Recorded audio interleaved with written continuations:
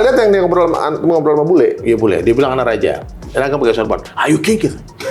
Ayu king katanya. Kamu ini raja kan? Pakai tongkat, pakai sorban. Yes, King Sulaiman. Wah. Kemudian setelah anak ketemu satu orang guru, dia beri satu nasihat sederhana. Dikatakan, Der, Allah bisa beri kamu hidayah sebelum kamu ahli memainkan musik. Tapi kenapa Allah beri kamu hidayah setelah kamu ahli? Supaya kamu menggunakan keahlianmu untuk mengajak orang kepada Allah. Jadi bagi anak ketika harus memegang gitar lagi itu bukanlah kemuliaan bagi anak waktu itu. Dalam pandangan orang-orang beriman waktu itu, orang-orang jamaah anak itu anak jatuh bang. Ibarat anak pegang berlian, anak buang, ambil kerikil. Dia salah paham. Padahal guru anak itu ngasih tahu kamu bukan kembali ke dunia hiburan, tapi kamu menjemput teman-temanmu untuk sama-sama bertaubat. Masya Allah. Bukan kembali bang, menjemput.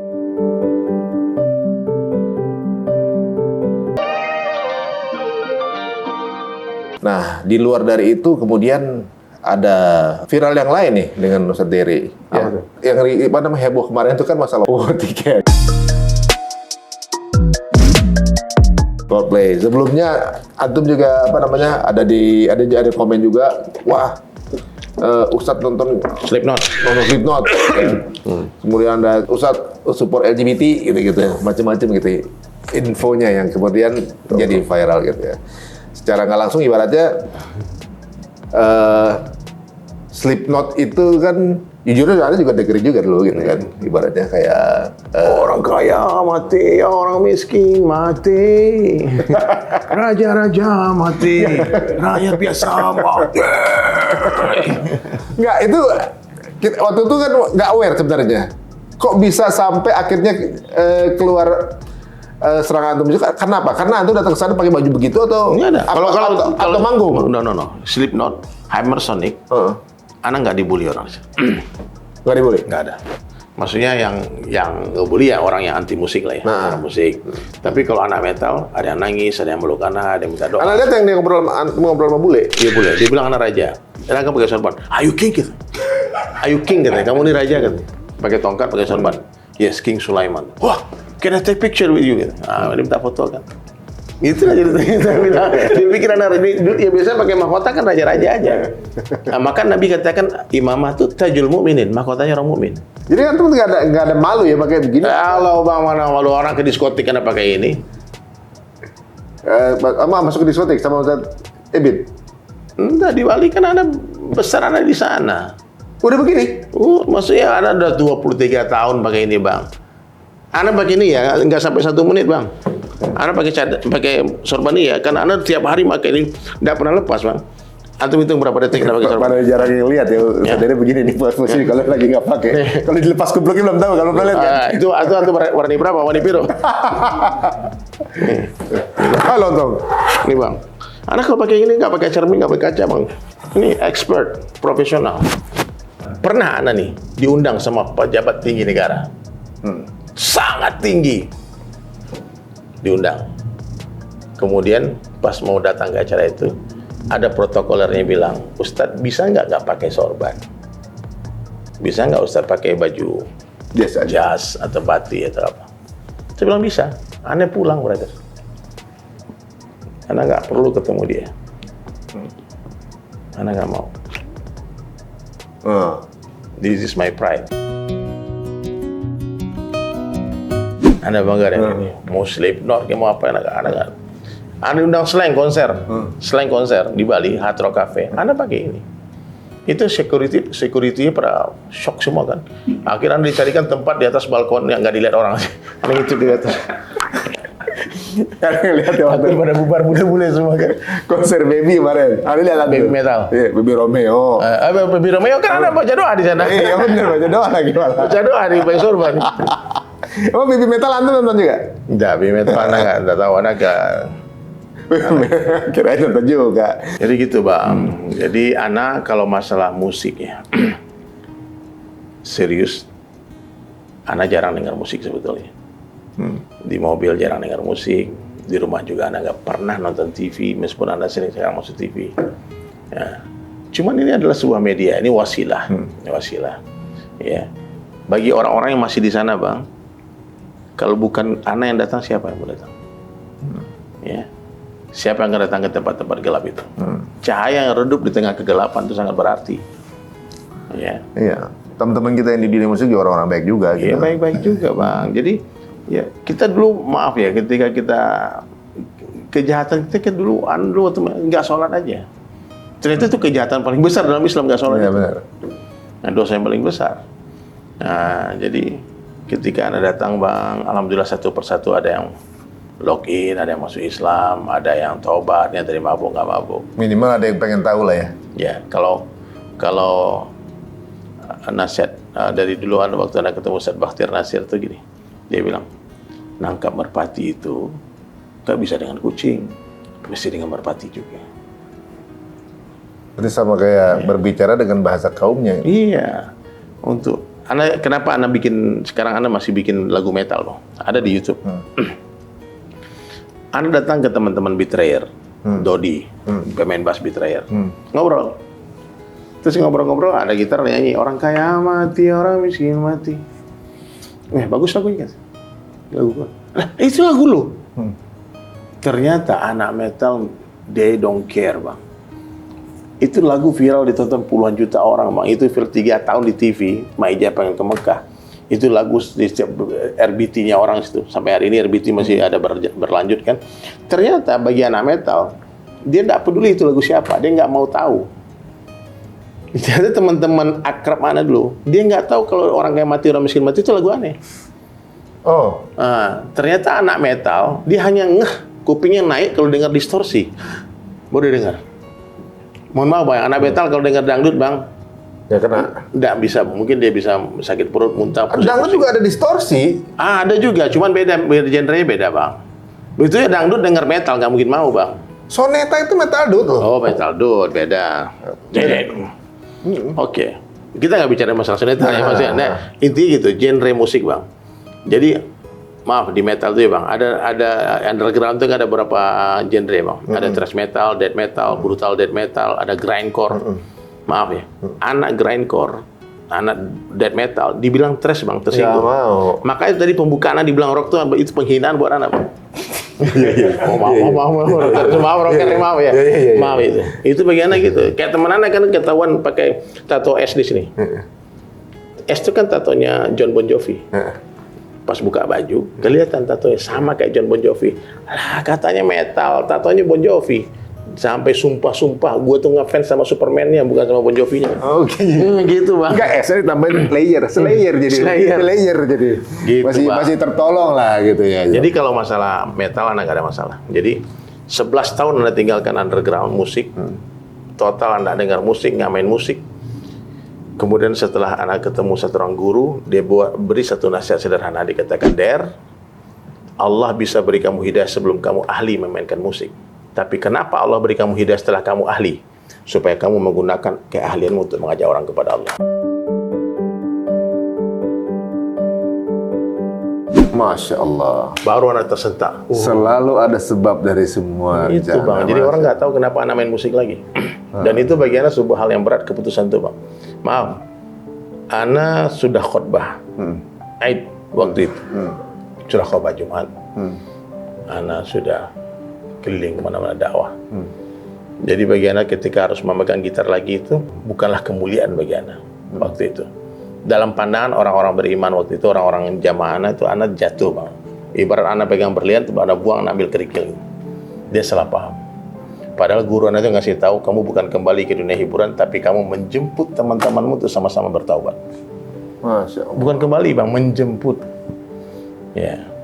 Karena seorang penggembala yang sukses bukanlah yang pulang duluan buru-buru, tapi dia pulang dengan seluruh gembalaannya. Hari ini kan kita buru-buru pulang aja. Contohnya, Bang Ari punya 100 ekor kambing. Ya. Anak bos nih.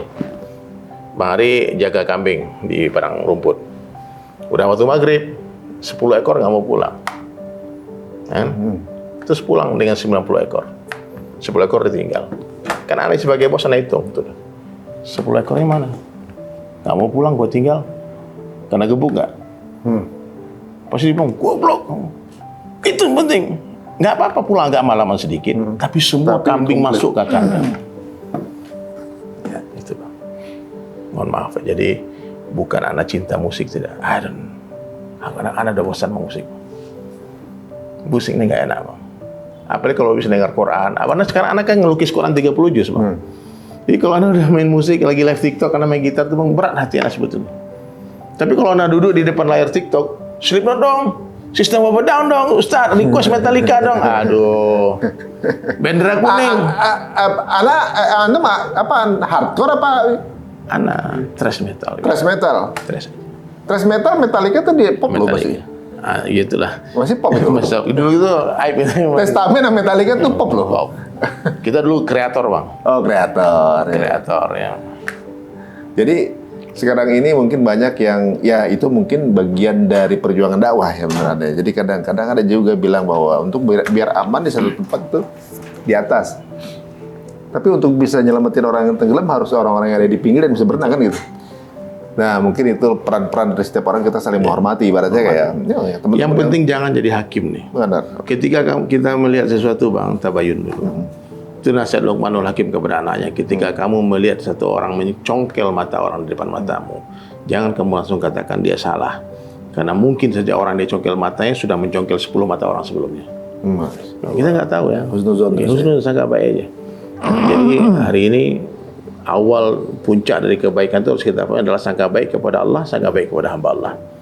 Ya kalau kita sangka baik, hati jadi baik. Kalau hati kita baik, mati kita baik.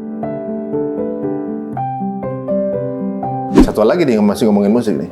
Pernyataan antum yang mengenai Coldplay kemarin itu ya. Yang kemudian antum dianggap pro LGBT gitu ya. Karena itu Ana bingung itu tuh. belum clear ibaratnya. Bang, Ana menyebut itu 4 angka, 4 huruf. Ana menyebut yang antum sebutnya nggak mau. Gimana Ana bilang pro LGBT? Dia Nggak mau Ana menyebut itu bang. Serius, Ana nggak berat menyebut itu, serius. Ana tuh berusaha di sana berada orang di tengah-tengah waktu itu, menyikapi, menetralkan berita yang heboh. Ana cuma menganggap waktu itu kita heboh-hebohkan war ticket nih sekarang. Sebelum penjualan war ticket, kita sadar nggak kalau kita sedang mempromosikan itu mereka? justru malah terpromot itu ya. Ana nggak tahu Coldplay mau datang bang. Gara-gara itu ada pengepung airport nggak tahu. Pengepung airport gimana? Kan PA212 bilang mau ngepung airport kalau dia mau datang. Ada kaget juga Coldplay mau datang. Ana nggak tahu. 500.000 orang antri war ticket. Gara-gara keheboh-heboh itu. Maka Anda ceritakanlah sebuah kiasan tentang pelacur yang datang kepada kiai. Anda cerita bolak-balik. Ya. Pelacur membawa bingkisan, terima kasih karena kompleknya rame. Kata Pak Kiai, urusan dengan saya apa? Karena Pak Kiai kata berapa orang tamu kami yang datang ini 3 kali omset naik. Omset 3 kali lipat. Berapa orang customer yang datang yang baru? Kami tanya, Kiai tahu, Bapak, kalian tahu kami dari sini dari mana? Bilang Pak Kiai bagi tahu. Kata Kiainya fitnah itu. Maaf, kata cewek-cewek tadi kan. Kami nggak tahu kalau itu fitnah. Coba Pak Kiai ingat dulu di kapan Pak Kiai bagi tahu mereka. Dia ingat, ternyata waktu khutbah Jumat. Hadirin sidang jamaah Jumat dirahmati Allah. Ternyata di kota kita ini tak ada tempat pelacuran terselubung. Wala taqrabu zina. Jangan dekati zina hadirin. Bahaya.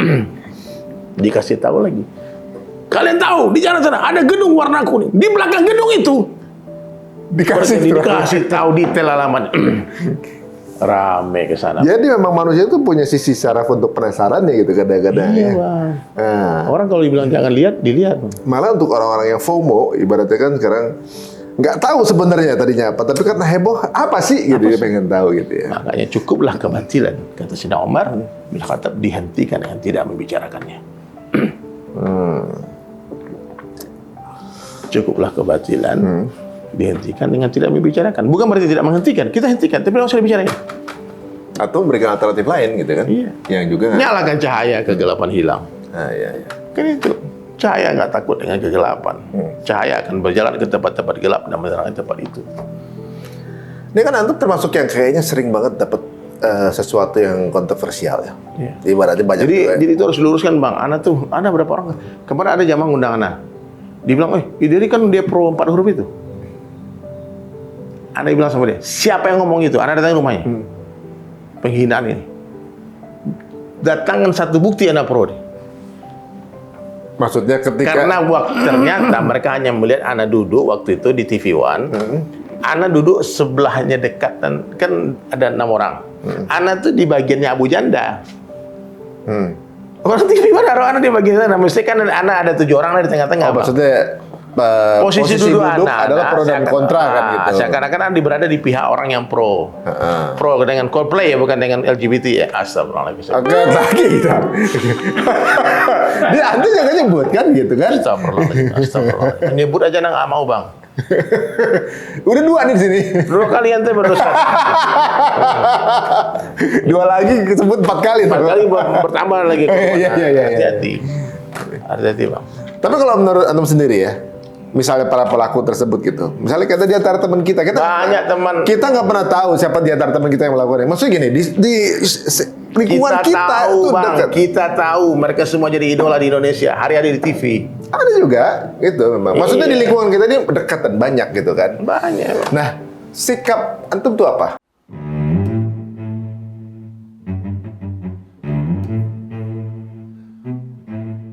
Itu teman-teman anak ya. Ada belum pernah lihat dulu. Dia gym, badan besar. Sebelah-sebelahan sama orang kelompok itu. Nggak lama sebulan bengkok tangannya gini bang. Kenapa? Jadi ikut-ikutan. Kalau Anda sebenarnya kalau ada teman di sekitar Anda juga banyak gitu ya, tapi Anda nggak pernah benci sih ya mereka. Maksudnya, Nggak ada. sama orangnya nggak pernah Bang, benci. kita nggak benci orangnya.